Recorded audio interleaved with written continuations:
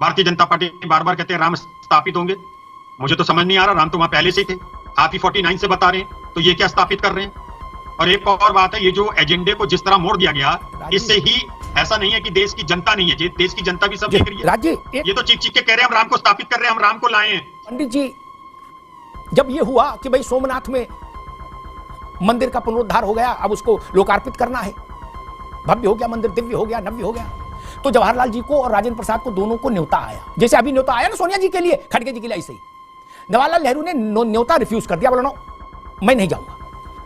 नेहरू जी यही नहीं रुके, नेहरू जी ने कहा मुझे शर्मिंदगी हो रही है, मुझे दुख हो रहा है जिस ढंग से बड़े पैमाने पर सोमनाथ में मंदिर का पुनरुद्धार का कार्यक्रम आयोजित किया जा रहा है। मालिक डीएनए तो वही है, समस्या तो यहां है।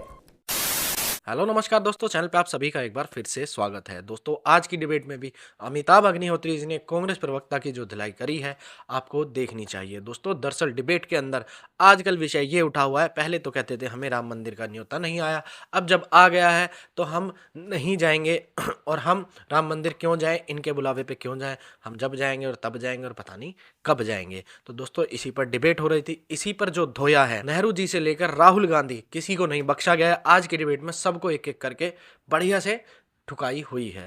दोस्तों डिबेट वीडियो बहुत ही देखने लायक और समझने लायक होने वाली है। आपसे एक रिक्वेस्ट है, वीडियो को एक छोटा सा लाइक कर दें, चैनल पर नए हैं तो चैनल को सब्सक्राइब कर दें और बेल आइकन ऑन कर दें। चलो भाई।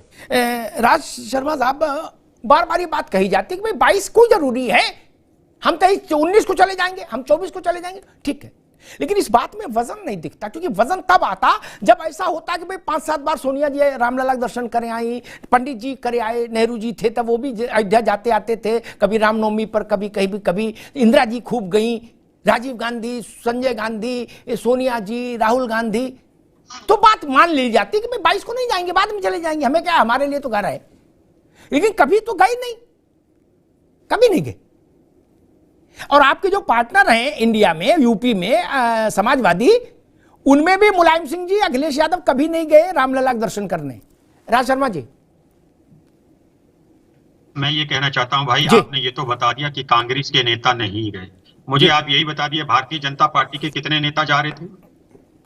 आप यही बता दीजिए, मुझे 10-12 गिना दीजिए जो हर महीने चले जा रहे थे, कि साल में 4 बार जा रहे थे। कभी न जाने वाले, उस राम जन्मभूमि से दूरी बनाकर रखने वाले, राम जन्मभूमि को अस्पृश्य मानने वाले, राम जन्मभूमि को अछूत मानने वाले और राम जन्मभूमि में कभी जाने वालों की एक साथ तुलना नहीं हो सकती। राज भाई नहीं हो सकती, ये बात अलग है, लेकिन ये अपराधी भी तो नहीं घोषित किया जा सकता ना। नहीं, कौन अपराधी घोषित किया जाएगा? अपराधी कोई नहीं कह रहा, आप, मैं तो तर्क दे रहा हूं, मैं अपराधी और गैर अपराधी घोषित करने वाला कौन होता हूं मित्र? मैं तो सिर्फ ये कह रहा हूं, आपका ये तर्क कैसे मान लिया जाए कि हमारे तो, हम तो कभी भी अयोध्या चले जाएंगे। ये बात वो आदमी कहता है जो आता जाता रहे वहां, क्या जिसने नेहरू से लेके और राहुल गांधी तक जानबूझकर अयोध्या की उपेक्षा की हो, कभी अयोध्या गया नहीं हो रामलला के दर्शन करने, वो परिवार तो ये नहीं कह सकता मित्र कि हम तो कभी भी चले जाएंगे। राज शर्मा जी, नहीं, सवाल यहाँ पे ये है ही नहीं। सवाल इस बात का है कि अभी जो ये भारतीय जनता पार्टी कहती है, भारतीय जनता पार्टी सबसे बड़ा अपराध कर रही है। अगर विपक्ष को अपराधी घोषित करने की कोशिश की जाएगी तो ये गलत है। भारतीय जनता पार्टी बार बार कहते हैं राम स्थापित होंगे, मुझे तो समझ नहीं आ रहा, राम तो वहां पहले से ही थे। आप ही 49 से बता रहे हैं, तो ये क्या स्थापित कर रहे हैं? और एक और बात है, ये जो एजेंडे को जिस तरह मोड़ दिया गया, इससे ही ऐसा नहीं है कि देश की जनता नहीं है, देश की जनता भी सब देख रही है। राज जी एक मिनट, कोई नहीं जा रहा है, सिर्फ तथाकथित नेता ही जा रहे हैं बस वहां पे भारतीय जनता पार्टी। मैं दावे के संग कहता हूं, अभी ओपी भाई से पूछ लूंगा, मुझे 20 नेता गिना दीजिए जो निरंतर जाते थे वहां। ठीक है राज भाई, जो कार्यक्रम है मुझे लग रहा उसको ठीक से पढ़ना चाहिए था, उसकी ठीक से पढ़ा नहीं है, लेकिन पढ़ना सबको चाहिए। कार्यक्रम मालूम क्या, कौन क्या कह रहा है उस बहस में मत पढ़िए। कार्यक्रम है रामलला के नूतन विग्रह, नए विग्रह की प्राण प्रतिष्ठा। ठीक, रामलला की स्थापना कौन करेगा? रामलला के नूतन विग्रह की अरे सुनो भाई, रामलला के नूतन विग्रह की प्राण प्रतिष्ठा, यह है कार्यक्रम, इन्वर्टेड कॉमा में। समझ गए अब आप, हमेशा के लिए 22 जनवरी तक भूलेंगे नहीं। रामलाल क्या कह रहे, श्यामलाल क्या कह रहे, मैं उस बस में नहीं पढ़ता। मूर्ति, नई मूर्ति का प्राण प्रतिष्ठा समारोह है, आप समझ गए ना राज भाई? हाँ, इतना लेकिन ये सा काम है। रामलाल श्यामलाल क्या करेंगे भारतीय जनता पार्टी के? ये तो चीख चीख के कह रहे हैं हम राम को स्थापित कर रहे हैं, हम राम को लाए हैं। ये तो रामलाल, आप जो आप कह रहे हैं रामलाल श्यामलाल, इन्हीं पे ढूंढिए भारतीय जनता पार्टी पे। यही लोग कह रहे हैं कि राम ये को स्थापित कांग्रेस है, करेंगे। नेहरू की कांग्रेस छोटे-छोटे है। बच्चे ठीक है लगा राज भाई, दिए। आगे बात आगे। मैं एक उदाहरण रखता हूं देश के सामने, देश को पता होना चाहिए, और राज भाई और रोहित अग्रवाल बाकी मित्रों को भी पता होना चाहिए। भारत के पहले प्रधानमंत्री, ये प्रसंग इस वक्त जरूरी है, देश को पता होना चाहिए। पंडित जी, जब ये हुआ कि भाई सोमनाथ में मंदिर का पुनरुद्धार हो गया, अब उसको लोकार्पित करना है, भव्य हो गया मंदिर, दिव्य हो गया, नव्य हो गया, तो जवाहरलाल जी को और राजेंद्र प्रसाद को दोनों को न्योता आया। जैसे अभी न्योता आया ना सोनिया जी के लिए, खड़गे जी के लिए, ऐसे ही जवाहरलाल नेहरू ने न्योता रिफ्यूज कर दिया, बोला नो मैं नहीं जाऊंगा। राजेंद्र बाबू ने एक्सेप्ट कर लिया, वो प्रधान राष्ट्रपति थे, प्रधानमंत्री थे। राज भाई ये बात गलत हो तो टोक दीजिएगा, ठीक। नेहरू जी यही नहीं रुके, नेहरू जी ने कहा मुझे, मैं उनके शब्द उद्धृत करता हूं अपनी स्मृति के आधार पर, भगवान ठीक ही करेगा, स्मृति मेरी ठीक ही है। नेहरू जी ने कहा मुझे शर्मिंदगी हो रही है, मुझे दुख हो रहा है जिस ढंग से बड़े पैमाने पर सोमनाथ में मंदिर का पुनरुद्धार का कार्यक्रम आयोजित किया जा रहा है। अब बोले देश में नहीं विदेशों में भी शर्मिंदगी हो रही है। गजब आदमी हो भाई, मंदिर के पुनरुद्धार पे पंडित जी को शर्मिंदगी और भारत को शर्मिंदगी क्यों? और फिर भी वो यहां नहीं रुके। रुक जाओ भैया, हम तो वो इतिहास से बता रहे, आप नहीं बदल पाओगे उसको। इंदिरा गांधी ने बदल पाई, आप क्या बदलोगे? और यही नहीं रुके, उन्होंने एक चिट्ठी लिखी जिसमें दस्तखत किए अपने जेएल नेहरू, ओपी सिंह जी।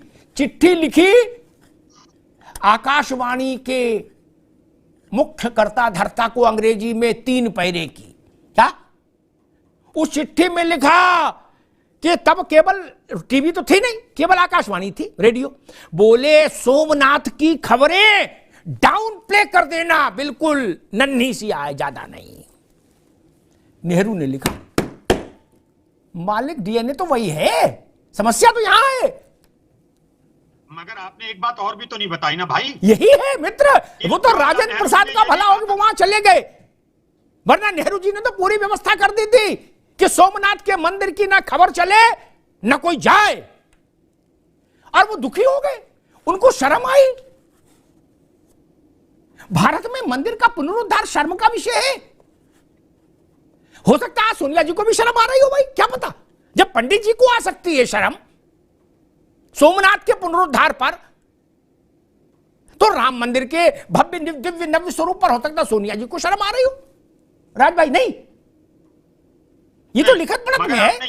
ये विचार उनके वाक्य वो क्यों नहीं बताए कि जवाहरलाल नेहरू जी ने कहा था ये काम शंकराचार्य का होता है, किसी प्रधानमंत्री का काम नहीं होता। ये क्यों नहीं कहा? ये भी तो उनके शब्द थे।